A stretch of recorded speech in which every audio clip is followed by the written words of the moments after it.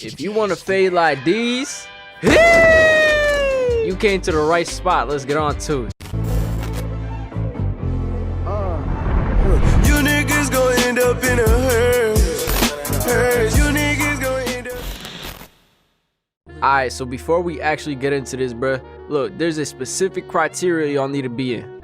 Y'all gotta have an 86 three-point shot, 10 plus shooting badges, deep threes at least on goal, and last but not least, banana. Hey, who the fuck? So as you can see on the screen right now, the dribble pull-up that I be using is Trae Young. And listen, bro, the phases here are a lot faster, a lot quicker than they usually are every other year. And for me, that's why I like using Trae Young, because I like the airtime it gives me, so I can time it more normally. I don't like those little quick ass like fade release, like those Curry releases. Like I can't mess with those. I can't. Like it messes up my timing. I need something that's consistently greenable.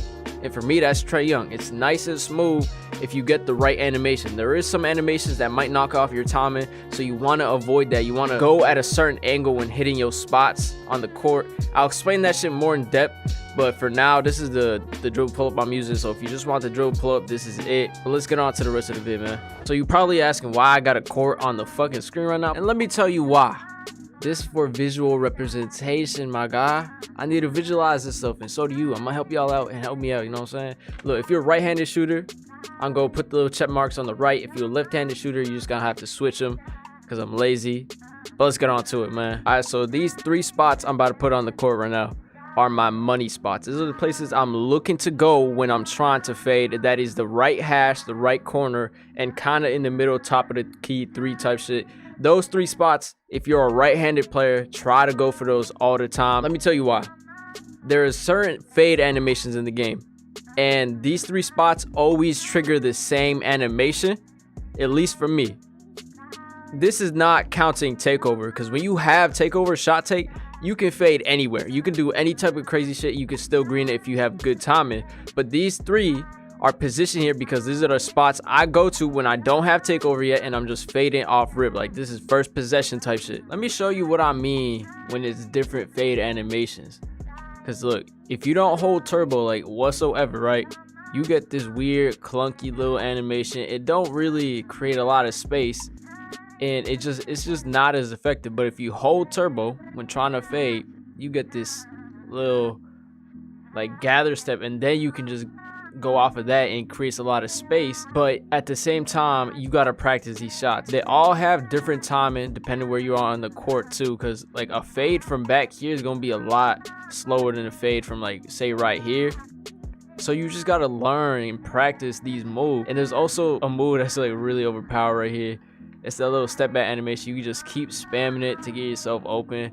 Like I like using it with like right here, boom boom, and I'll just like fade off of it. That's like one of my go-to moves. To do the move I was doing for the little fade animation with that step back, that little stutter step, it is Pro 3 moving step back. You have to have this equipped. Anything else really don't matter unless you wanted the same dribble moves as me, so I'll show y'all that. I got all of these. You can pause it if you want, but let's get on to the gameplay. I'm gonna explain a little bit more there.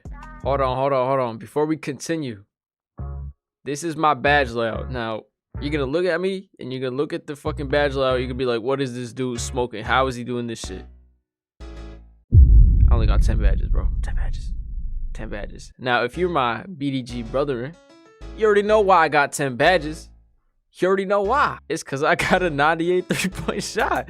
Like, you don't need that many badges to fade, my guy. And look, let me go back to the badges real fast. The only 3 important badges when it comes to fading is deep threes, which I find is the most important one, hot zone hunter, and green machine. Do not get mixed up with circus threes. That shit is ass. Don't put that on. Don't waste your badge points on that. Like that only works for step backs, and as soon as I get 2 fades done, I got my shot take. I'm taking step backs anyways. Don't worry about circus threes. You do not need that shit. The only badge I would say would be kind of useful, and I mean kinda, is probably blinders. Maybe. But you shouldn't be taking contested fades to begin with, because if you're taking a fadeaway, you're doing it to not get contested. It's a questionable badge. That's all I'm gonna say. You can put it on if you have the badge points, or you could put rhythm shooter on. It doesn't matter. I'm just saying you only need 10 if you got a really high rating. So let's get on to the gameplay, man. All right, so I'm on a spot. We're on a little like 8 or 9 streak right here, and this dude is a straight up like just big ass center. So I have the freedom to just launch anything. That's exactly what I do in the beginning of the game. And with 2K21 Next Gen, they definitely buffed fading. It's super viable. It's super consistent this year. Like if you're a play shot, or if you have that play style, you're just better off fading than trying to get like an open shot off like a crab or something. Because honestly, like, I'm being real with you, you can still hit those fades probably just as much as a standing jump shot, as long as you got the correct badges and attributes, of course.